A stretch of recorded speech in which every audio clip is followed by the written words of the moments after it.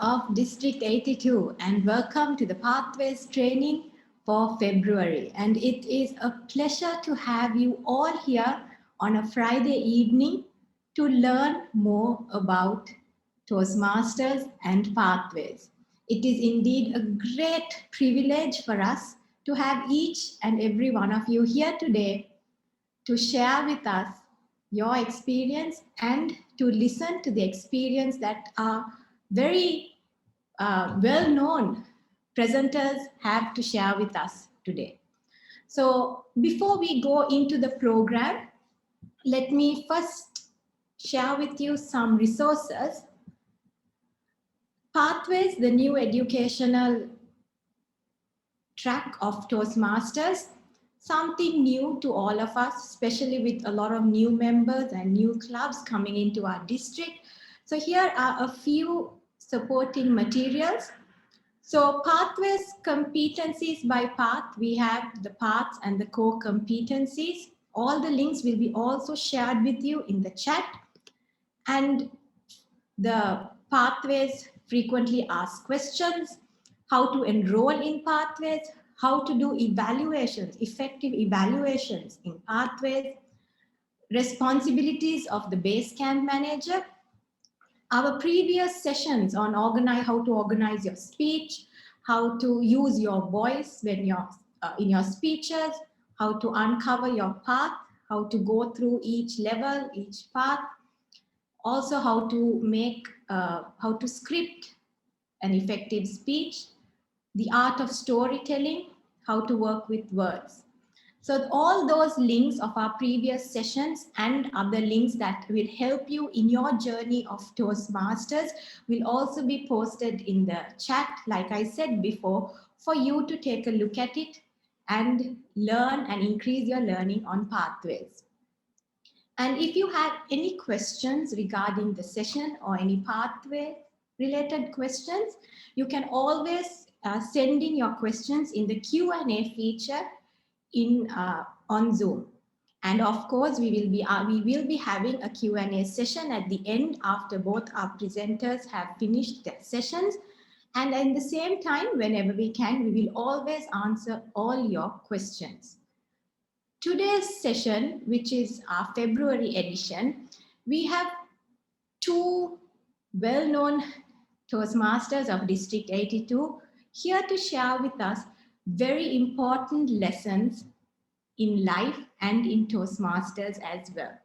So just a small introduction of why we are having these sessions is Pathways training, because each of these sessions are built around certain projects in your Pathways journey.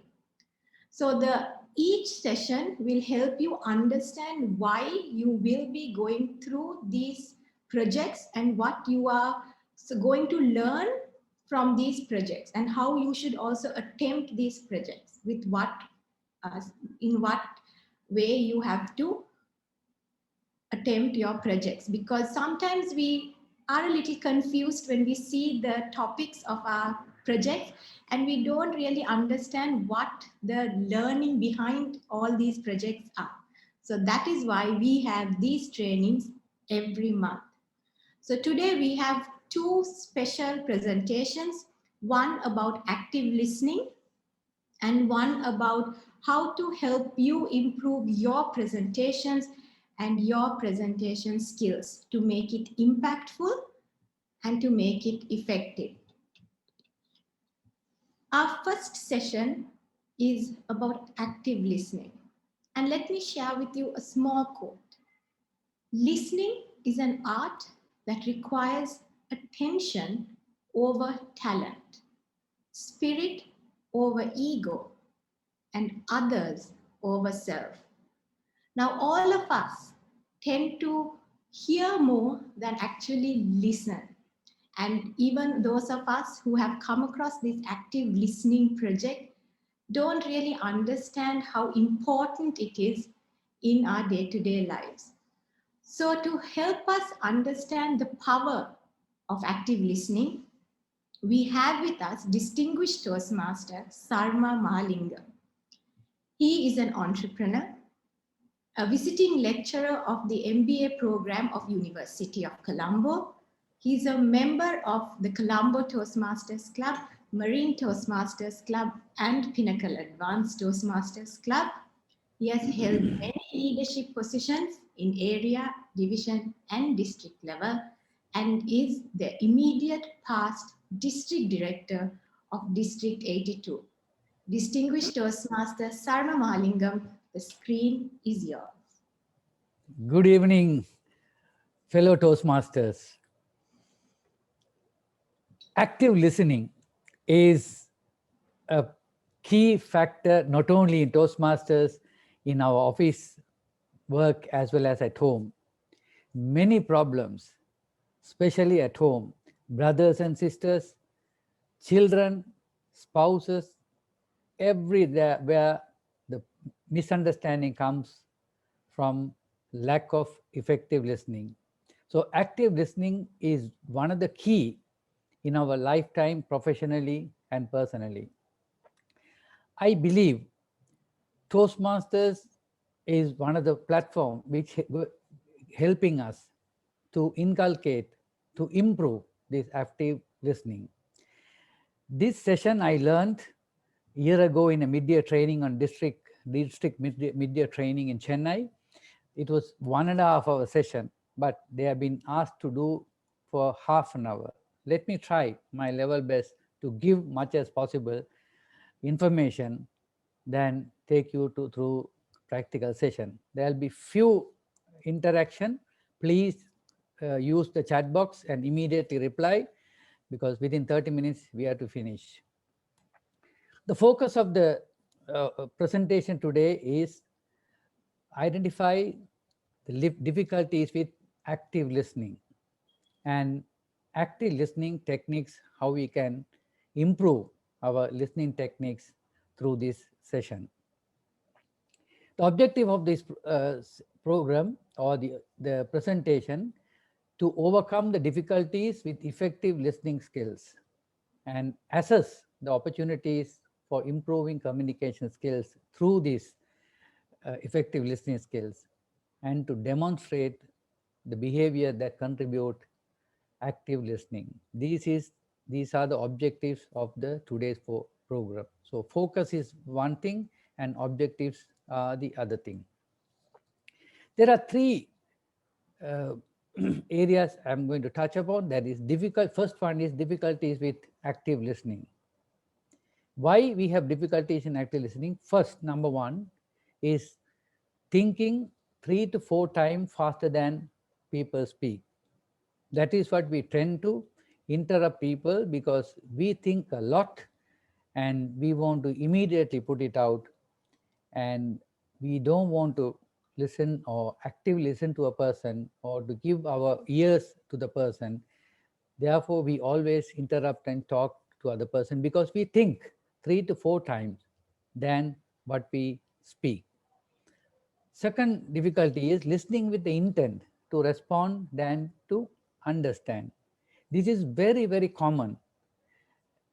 Everyone has the internal politics, we say, family problems, or even office politics. Main problem is we always listen to a person to respond, not to understand, because we are very famous and very comfortable to talk back or to parallel talk rather than just understand and to be silent and to respond whenever necessary. And we are also finding difficult and in the advising capacity, because we are very famous in advising before we understand the issue. So, and the language barriers.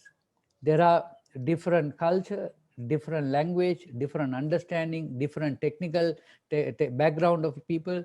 So these areas are difficulties we are facing to active listening.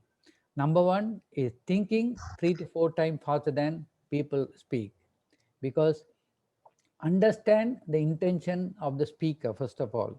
Second, we must really listen to the person, not to talk back, not to reply or not to respond, but we must really listen to the person. Number three is keep your gadgets, especially it happened to me yesterday also. When I was talking to a person, yes, one to one, suddenly my wife called me, and I was in catch 22 situation where when you're in when a holiday day or the off day of the office, and when you are in outside with the person whom I want to discuss certain things, suddenly my wife called me, then I it immediately I got tensed and stressed out and immediately answered the call. But after the call, when I want to uh, listen back to that person whom I was talking to, whom I was had a meeting with, I lost everything because she came out with some stress factor where I have to come within 6:30 and bring this and bring that, and also I lost the whole track of the whole discussion. So whenever you are in a meeting or whenever you are actively listening, throw all the gadgets or even leave it in the car or put it on, even don't even silent mode because it always vibrate. Put it on the even off the mobile phone and actively you have to listen to the person and reconfirm what he asks. Every time when you are thinking faster and when you want to speak back, you are not bothered about other person. If you want to reduce the time of thinking 3 to 4 times faster, what you should do is you have to reconfirm whatever your speaker says, or even ask few questions, not regularly, but in between, yes, you can ask, am I understanding you rightly? So this is easy way where we can come out with these 3 to 4 times faster than thinking. Listening with the intent to respond rather than understand. So what we do is we always intend to respond rather than understand. How you can avoid this? Need to repeat and make sure when somebody is speaking to you, make sure that ask whether what did I understood is the right thing, or what you said, can I reconfirm it? So then your intent of responding will come down, your understanding will go up. And break the speaking. If somebody is communicating with you, and by asking few questions, you can break the speaking order or break the frequency of the speaking order. Then you must be honesty and integrity. If you want to support somebody or if you want to evaluate somebody, there should be honesty and integrity, not just to sake of doing or just sake of what is in the project, or not to say something.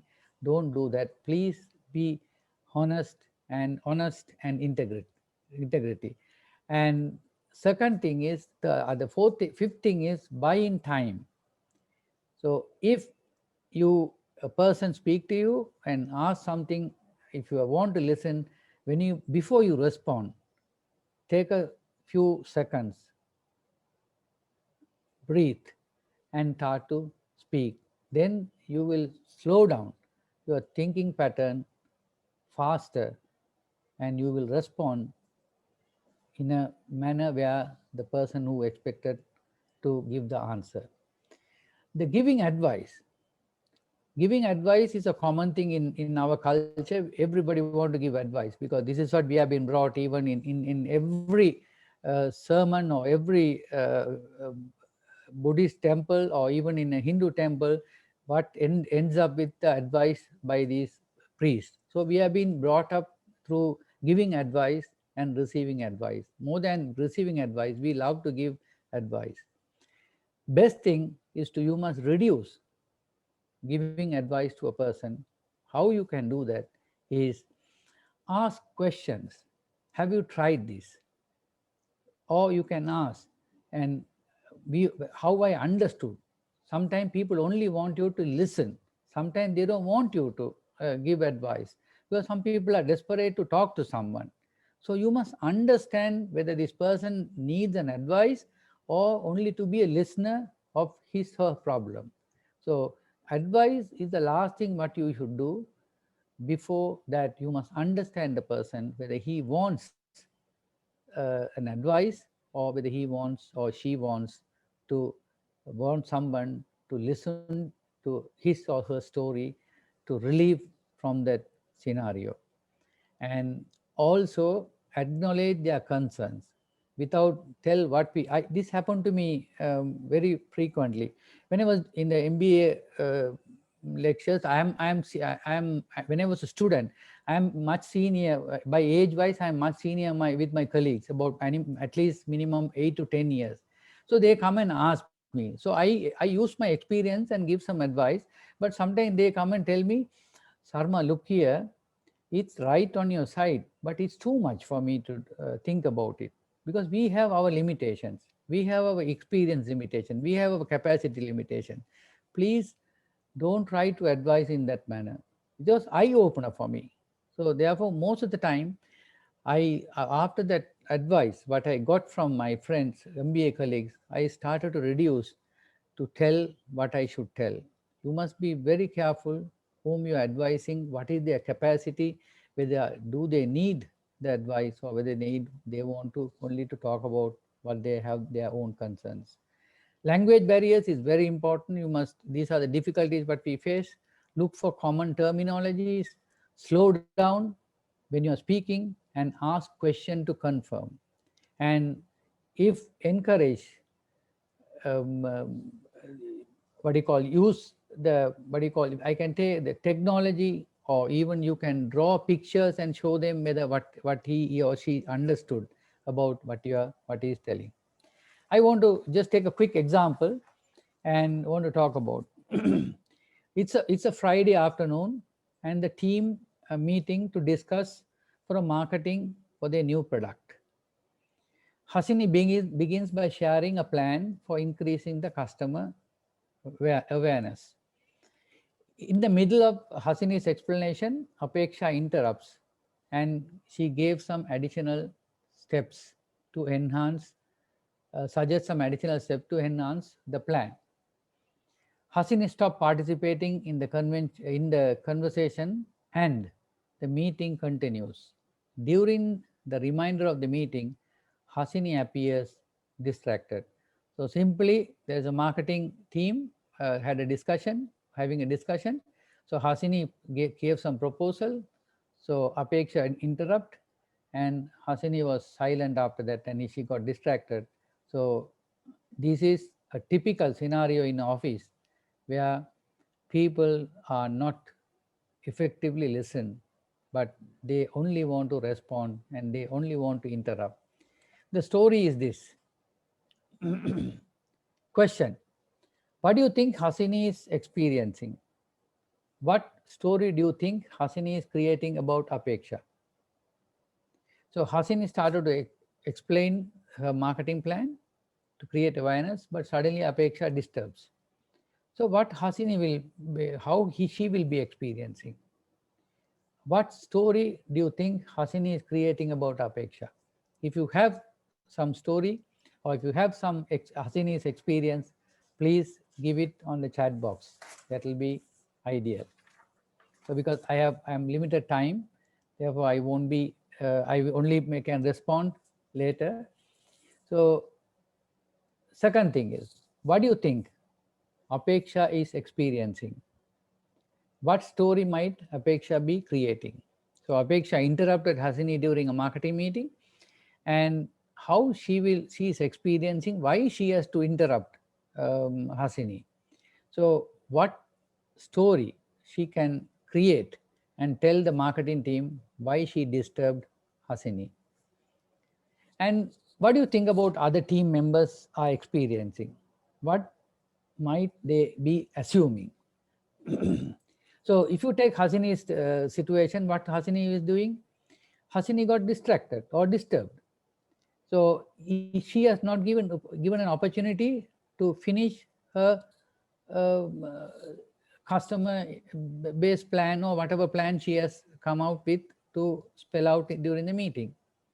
So she may be experiencing, and she may be creating about Apeksha that this lady is no manners, how she should attend a meeting, how she should talk, she should speak. So should have said to Apeksha that Hasini could have said at least to Apeksha, and interrupt her, please stop until I finish. She should have told that, but she just kept quiet. And need also, Hasini should have also open mind if she really wanted to listen to Apeksha, and it's all one plan for improve the marketing or improve the awareness. So if Hasini is open mind, maybe she also could have listened without stopping her involvement in the sales marketing meeting.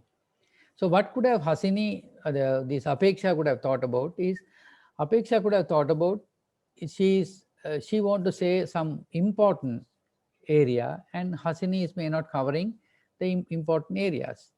So maybe Apeksha would have thought that Hasini is talking too much and just going around and round without coming to the point. Or also maybe she may be thinking she is missing the main area, the core area of the presentation of the session of the day. So maybe she would have thought that Hasini would have been more productive. So what could have the team would have thought about is, could have allowed Hasini to finish. The team would have thought about it, and they do have personal issues. Maybe Hasini and Apeksha are not getting along together. Internal politics are there. Maybe that is the reason whenever Hasini comes out with some presentation, Apeksha disturb her. Maybe there may be something like that. So should have interrupted and asked questions. So Apeksha would have asked questions from Hasini without coming with different ideas, or even Hasini would have asked a question from Apeksha why she is interrupting while she is speaking. So there are different scenarios in a single situation, and people come out with various judgment in this wherever we meet, even in Toastmasters or even in our professional life or even personal life. This is, you see, a simple thing happened. Hasini started to explain and Apeksha disturbed. So see the total scenario, what Hasini is thinking, what Apeksha is thinking, what the team is thinking is all confused and misunderstanding happening. So why? Because Hasini is not open-minded to listen to Apeksha. Apeksha didn't have honesty and integrity to listen, to understand Hasini rather than responding Hasini. Or the team thinking, judging like Hasini and Apeksha having personal problems, or maybe it is maybe Hasini could have finished it, Apeksha shouldn't have disturbed it. So various misunderstanding coming in a single scenario. This is what happened in our private life or even our professional and personal life. So you just say something and somebody interrupt, and a lot of judgment comes through that. So it is just a scenario for me to explain you and to open your mind, see how people think in a single situation 3 different ways or maybe 5 different ways, and to create more and more misunderstanding within Toastmasters and outside. So best practice for active listening is focus fully on the speaker. How can you focus on the fully on the speaker? So one thing you can do is you can use the body language, show that you are listening. I've been a few times in Japan. So whenever I try to speak to a Japanese colleague in the organization, he always come front of the chair and always bend. And I have noticed that his eye level is lower than my eye level. That I understood that he create a commanding situation for me to tell whatever I want to tell. So this is a thing what I learned when I met a Japanese colleague. So if you are focusing that person and show your body language, and you are so attentive, that will help you as well as the speaker to say whatever he or she want to say, and also be respectful. So if you want to put the hand in the pocket or adjust your shirt or jacket, be careful before the person, because it's all distraction. So fully focus without anything around happening, anything to disturb the speaker, what he or she wants to say. And minimize the distraction. As I told, leave the phone away. Some now we have I have we have it's a common practice. You put the phone away, silent mode. Your Apple Watch or your Huawei Watch, or it always vibrates. So you just see that when you see the watch for the telephone message or whatever thing, the speaker thinks that you are already rushing that person to finish it. So you have to be very careful and minimize the distraction of the speaker. Second is avoid interrupting. So how you can do this is wait until the other person has done speaking, and don't rush and speak, give your opinion or advice or even your single idea back. Take few seconds, as I told you. Take a deep breath, and just look at his eyes and slowly start to speak, that as you have understood that person and you are really caring about that person. Or listen to the main point, and when the speaker finish, you ask from him, did you come for this purpose? Is it you need some support on this area, or do you just want to tell me what you experiencing? Ask the main point, what he or she wants. Always have an objective. Whenever I go, somebody call me to come and talk something about it, I always keep in mind the objective. That's what I put it on the first two slides: focus and objective. Whenever that person speak, I always rehearse my or even think about the objective, why I am there and why that person have called me, or why I am going to a person to speak to. So that we have to be very objective rather than subjective. So it's very important to without interrupting, and also listen to the point and reinstate that whatever you understood, and repeat with him before you give any 2 cents of idea. Show the interest what you are being said. So how can you do that? Make encouraging response that you are listening. How can you do that? You can ask few questions. When he says, what do you think that would work for you? You can ask the same person, give some option to you, to give you the best option, rather than you give some option to that person. The person who want to speak to you, or the speaker can give you some option. You can ask from that person, what are the option you have for this problem? Have you tried this? Why this didn't work for you? So what could have been you have done to improve this? So you put question back and showing that interest, that of what being said. So that make the speaker to be more comfortable. Then clarity and confirm before you respond. So summarize the speaker's message or restate the main points. When the speaker finishes or the discussion finish, please ask him, these are things I understood, is it right? So, and confirm, understanding, can I ask you what I heard? Is it the thing what I heard from you? Or that when you say that, did you get that right? So you can ask clarification or clarifying question from the speaker. And when you say that, did you say like this? Am I clear of my understanding? So by doing these best practices, you can improve your active listening. There are so many bad practices. This I don't need to explain. Being stuck with your own head, because somebody speak, we are on somewhere else. We are worried about the lunch, we are worried about the breakfast, we are worried about the break, all these things we are worried. So not showing respect to the speaker, it always happen. I have seen many times nowadays when some speaker is speaking, or even somebody has come to discuss with us, we take the mobile phone and every time we check the WhatsApp. So we don't respect people. So we should leave those gadgets away and to respect, showing the respect to the speaker.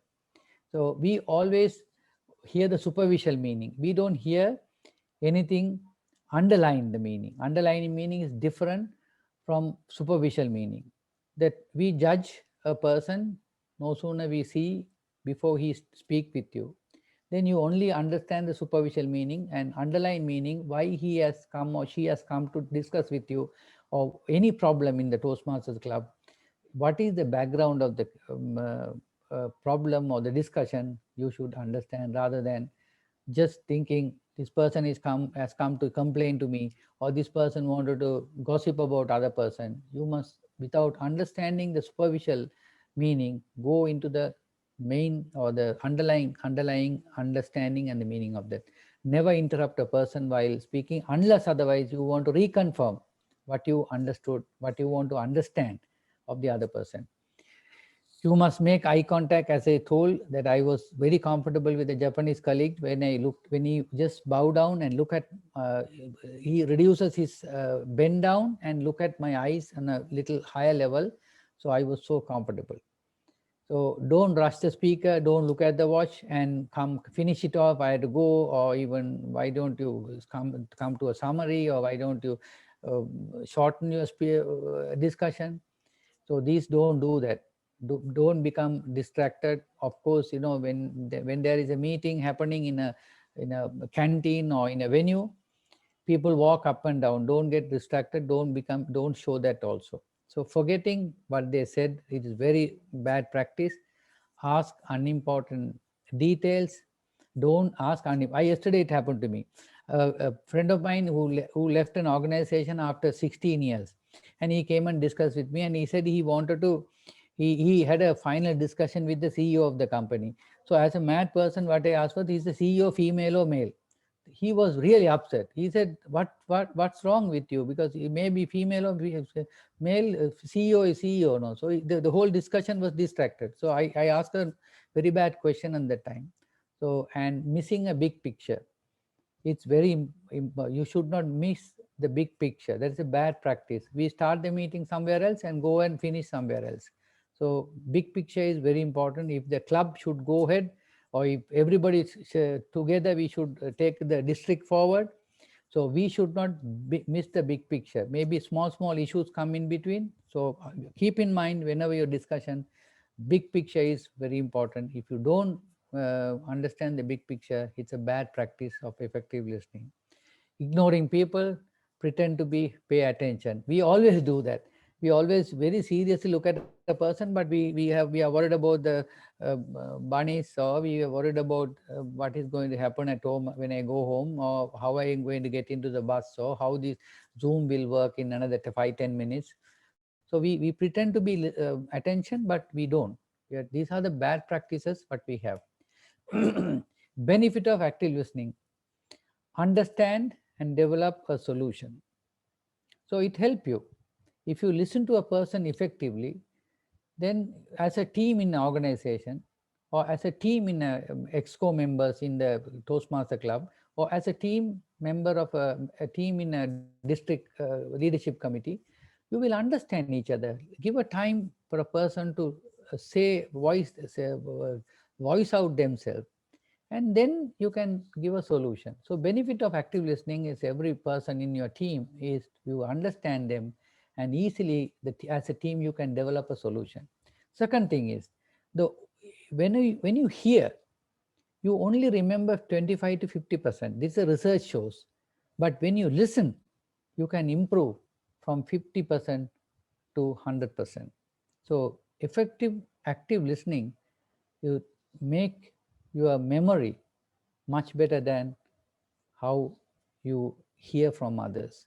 Of course, productivity improves. If you listen to people in an organization, if you work as a team and understand each other and give opportunity for everyone in the team by actively listening to them, and productively improve. Ability to influence. Of course, when you understand, you note down the points, and you can influence the person by understanding the weakness and the strength of the person, and to influence the team. This is the benefit of active listening. Negotiation opportunities. Of course, if you actively listening, then you can your negotiation skill will improve, because mostly we are judgmental.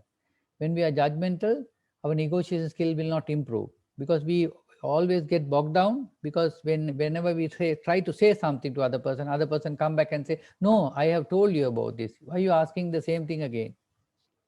So negotiations will improve, skill will improve, and you will get more negotiation opportunities if you are active listener. Of course, avoid conflict. We don't listen to people, and in families mainly the problem comes is because of misunderstanding. And if you actively listen to a person, you can really avoid the conflict, even personally and professionally. The last one, hearing is one of our natural senses. Of course, no, we have 5 6 senses. One is hearing, but listening requires focus and attention. This is the last quote which I want to leave it with you. I think my time is over. If you have any question, send it on chat box. I'm very uh, sorry, because this session should be a practical 1.5 hour session. I have to rush within 30 minutes. Over to you, DTM Lasni. Thank you very much, distinguished Toastmaster Sarma Mahalingam. So let's just see if we were actively listening to this session. So distinguished Toastmaster Sarma Mahalingam spoke about the percentage of what we actually remember from all the things that we hear. So maybe a quick answer on the chat box. So what is the percentage that we actually remember from what we hear? I hope we are getting all the answers, the correct answers. I see a lot of answers coming. So distinguished Toastmaster Sarma, seems like we have been listening, right? Okay. I hope District 82, we are ready to be powerful and active listeners from today onwards. And thank you very much, distinguished Toastmaster Sarma Mahalingam, for that wonderful session and for the effort you put into taking such a long session and making it a summary for District 82. At the same time, if anyone has any questions that you want to ask DTM Mafaz or Distinguished Toastmaster Sarma, or any other kinds of pathways related questions, please do post them in the Q&A session, and we are here to the Q&A feature when we are here to answer all of those. So for the Q&A session, I would like to invite Toastmaster Kasun Ilangaratna, the president of Birchesa Toastmasters Club. He is, let's say, pathways guru. You know, any pathways question you ask him and he will know exactly what to say. So Toastmaster Kasun, welcome to the Q&A session as well. So till questions come, we actually have one question already, and it is for, okay, DTM Mafaz. So shall we answer it live? Okay, so our first question is to DTM Mafaz. Please give few examples for descriptive headlines. Yeah, so a simple example is, for let's say we are listing out the benefits of implementing something or change, organizing an event. So rather than just saying the benefits of organizing this event, you can write instead 60% higher member retention by implementing this event, right? So you're very simply putting the end message you want audience to take by your points in the description, right? So it's difficult to kind of give you examples without context, but just think about what is it that you want the audience to take away from the points that you have on your slide, and then write that as a caption. Hope that answers your question, Rushani. Okay, thank you very much, DTM Mafaz. Our next question is, we did ask during registration for you to post any questions that you had. And one of the questions that we had is, I would like to ask this question from Distinguished Toastmaster Sarma. We had a few questions about club culture, how certain members, when they are moving from one club to another, and they find differences in club culture, and they somehow they have this this thought that whatever is happening in one club should always be in the next club. It has to be the same. So can you just share some of your thoughts about this? Yeah, thank you. My personal opinion, being a club member for 3 clubs and being a was a district officer for many years, I visited over 200 clubs for the past 3 years. So each club has their own culture. It need not to be the same thing what we follow should be followed from the other side. For example, so Colombo Toastmaster Club has a culture of always starting with the national anthem. So Pinnacle Advanced Toastmasters Club doesn't have that culture. Colombo Toastmasters always have a head table, and the gavel is passed with a sort of a disciplinary way. They conduct the meeting. But when I go to other club meeting, some club they don't use the gavel at all. So it depends on the club. The culture may differ, but there is no hard and fast rule how the club should run a meeting, but it depends on how the club has been brought in. Maybe a community club, maybe or what you call corporate club.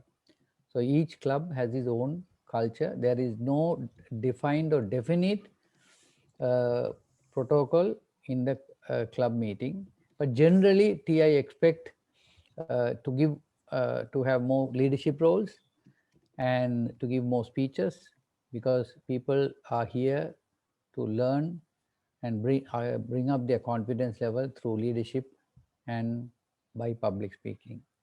So there is no hard and fast rule of any definite rules that have been brought in by Toastmasters International. Club culture can change each as per the club.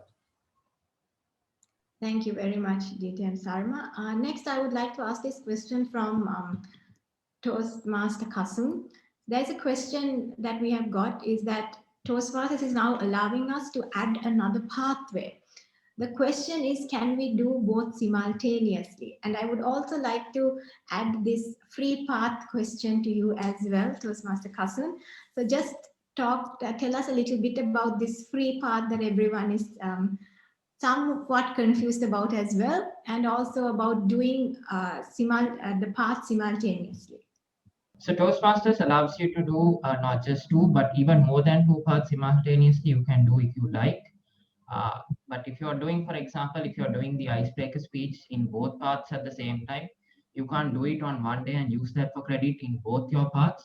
You need to do it on one day, take it as credit for one path, do the same or a different icebreaker speech, preferably at a different club meeting on a different day, and use that as credit for your second path day. So that's the answer to the first question you asked, I believe, Toastmaster asked me. The second one, with regard to the free pathway. So there's actually a whole FAQ document published by Toastmasters on this free path that they are releasing.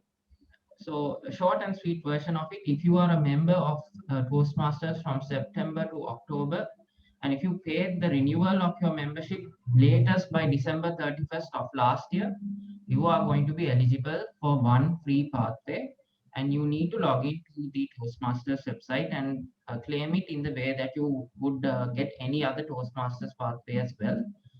But if you haven't done it already, do it quickly, because this offer is going to expire by 31st of March.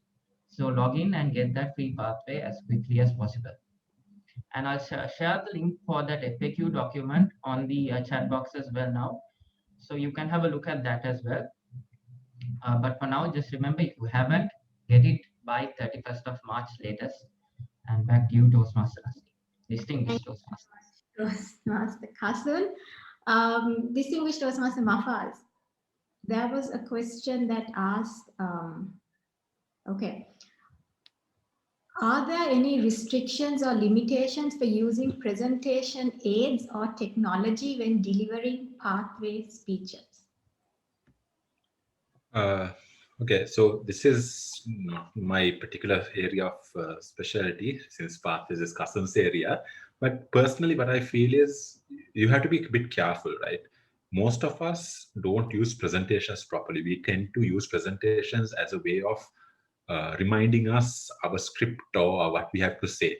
So if you're using a presentation very effectively, I don't think it's a negative. If it is, the presentation should be there to add value to your speech. If it is not serving that purpose, then maybe it is not really required. So we, as most of our presentations, most of the speeches we do in clubs, we don't use presentations because we want to practice our vocal variety, our body language, all of that. And visual aids sometimes restricts it. Yeah. So I think it's a case-by-case basis. It's very difficult to give a blanket answer for that. But personally, I think if you're doing a speech and you need a visual aid, it's totally fine. But doesn't mean that a visual aid has to be used in every single speech. I hope that answered that question. Back to you, Yes. Lasmi. Yes, exactly. So why I put it to you is because it was about visual aids, but I'm sure Kasim will also agree that it's pathways or not, we need to be more mindful about what the objective of our speech is, and not just because we are online or offline or just we have this mentality that if we are online, we need to make it as interesting as possible and use a presentation. So it's always good to be mindful of what your project objectives are before we use visual aids. Right. Toastmaster Sarma, distinguished Toastmaster Sarma, I'm very sorry. The question I have for you is we had this during registration, the question came up. It's about how the new club officer roles for a new club, how are they supposed to fill these new roles, or how are they supposed to make decide who is going to be the club officers for new clubs? It was just a question I think that maybe new members have. Just a short answer about what you think it is, how you think we should go about this as a new club. Starting a new club is a process. Few people or the 20 people get together and wanted to start a club, or sometime it happened through a speechcraft program. They run the speechcraft program and then convert the speechcrafters into as a club and club members. So taking the roles is voluntary. You also can make a request. If I want to be a VP membership or VP education, or want to be a VP president of the club, you can make a request. But generally what the lead or the whoever organizing this club, a new club, identify the people who are capable to run the club for first year. So that is how it happens, where the senior members who are responsible, who are promoting the club, identify the members who are really active and who can stay for 1 year and make sure they run the club effectively, or even with a long-term plan. So they identify the members and they recommend and also to suggest the new club members to so and so to take up the club. If not, if you really wanted you to become an EXCO member, most welcome, and you can make a request. So if it is more than 2 or 3 people applies, and if you more than one person is eligible, of course you have to go for a voting. It's a democratic process. Simply through the voting process, the particular EXCO role will be selected, and there is no person can deny a person's application unless otherwise he is not a member or not a good standing member. So everybody is allowed and capable, and also can apply to become the EXCO member. Thank you very much, distinguished Toastmaster Sarma. Toastmaster Kasun, there is a question that says, what is the role of meeting roles in pathways? So meeting roles are required for credit in certain projects, and there is requirement for a few meeting roles to be completed every time you are applying for your level 3 completion as well. So as you go through your projects in pathways, when you start reading the project objectives, the project descriptions, you'll find that there are certain projects that mandate doing a certain role. For example, There is the active listening project that specifically states be a table topics master and employ active listening for the table topic speakers of that day. So like that, you'll find certain other pathways projects as well as you go through your path, as you go through the different levels, where you can do certain meeting roles and you can use them for credit inside pathways as well. But aside from that, even if we leave out the entire pathways learning experience, doing meeting roles is always going to be beneficial for you as a Toastmaster, as a speaker, as a leader, to develop your communication and leadership skills, because they are all going to give you very valuable experiences each and every day that you decide to do those roles. I hope that answers that question. There are a few resources that could help with regards to that question, which I will post in the chat box as well. Back to you, DT and Leslie. Okay, thank you very much, Toastmaster Kasun. Right. So, distinguished Toastmaster Mahfaz. Okay, Yes, so right. So there are so many questions, as you can see in this Q&A session. But if we just take a look at it in general, right? So what they are mostly asking is how do we show the audience that we are more confident when we are doing a presentation? And I believe that distinguished Toastmaster Mahfaz explained it in his presentation, where it said we should smile, we should not ramble, things like that. Even if we are nervous, we have to show us, fake it till you make it, right? But just in regard to this question, if you could add a little bit more insight into this, and also if there are any limitations when we are doing educational presentations. Yeah, so I think on that question from Shanta Abesingha, the point on the responding to Q&As or to the audience, this is a very challenging thing, right? Because when you're handling a Q&A, you have to learn, you need to be a master of your subject. You need to know your content really well so that you can speak to the audience and speak, add value to them. So if you don't know your content, it's going to be hard to be confident. So first, be very comfortable with your content. The second thing is you have to learn to think on your feet. Do table topics at your club meetings. Learn to think fast. Learn to think, understand the question being asked, process it, and then give an answer. Those are the skills that we learn through Toastmasters, right? We learn to think on our feet. We learn to understand and comprehend faster, and we learn to put our answers together in a clear and concise manner more effectively. So it's an ongoing process. There is no hard and fast rule. Here are tricks to get there. You have to, it's through practice. But most importantly, you need to be a master of your content.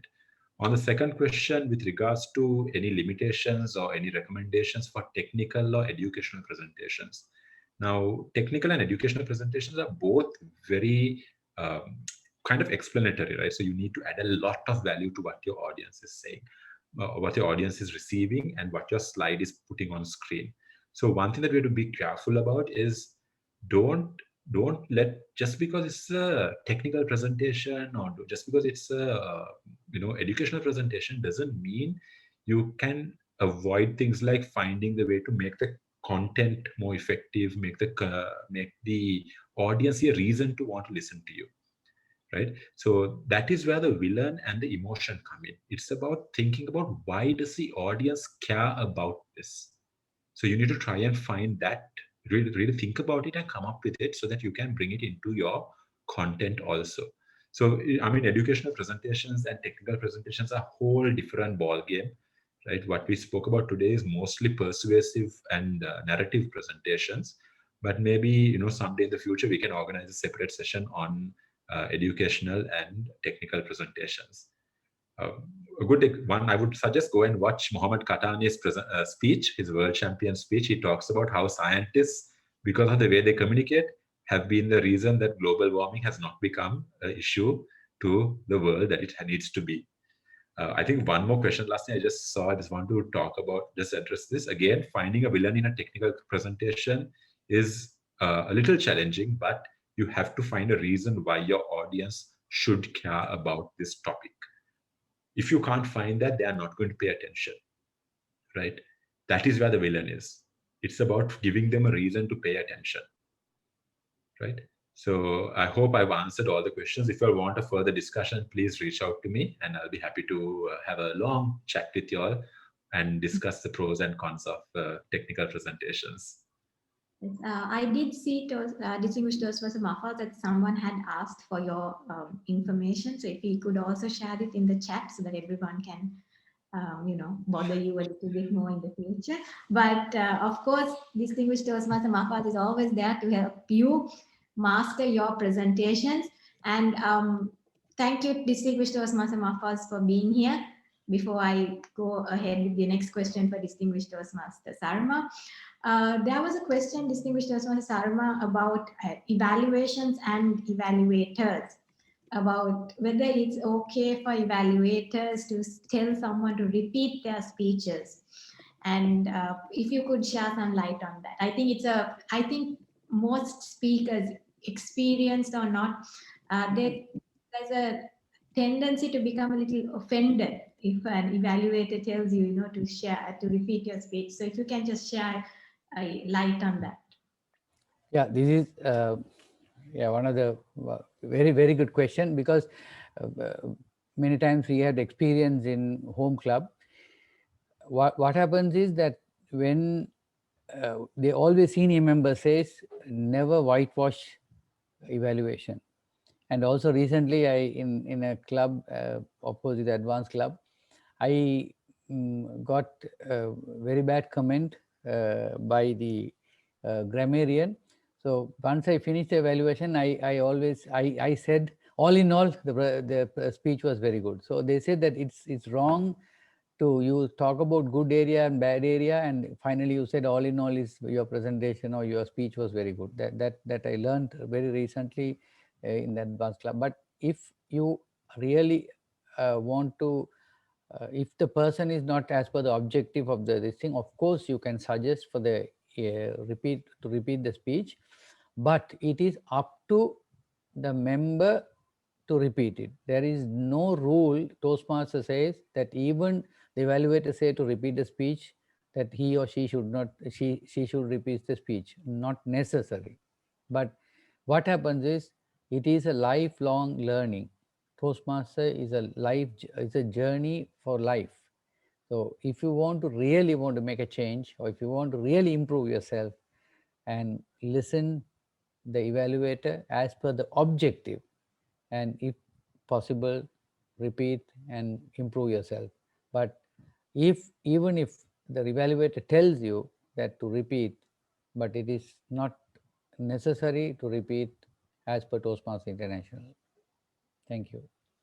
Thank you, distinguished Toastmaster Sarma. So we have one last question for Toastmaster Kasun, and then we will move on to hear from our PQD.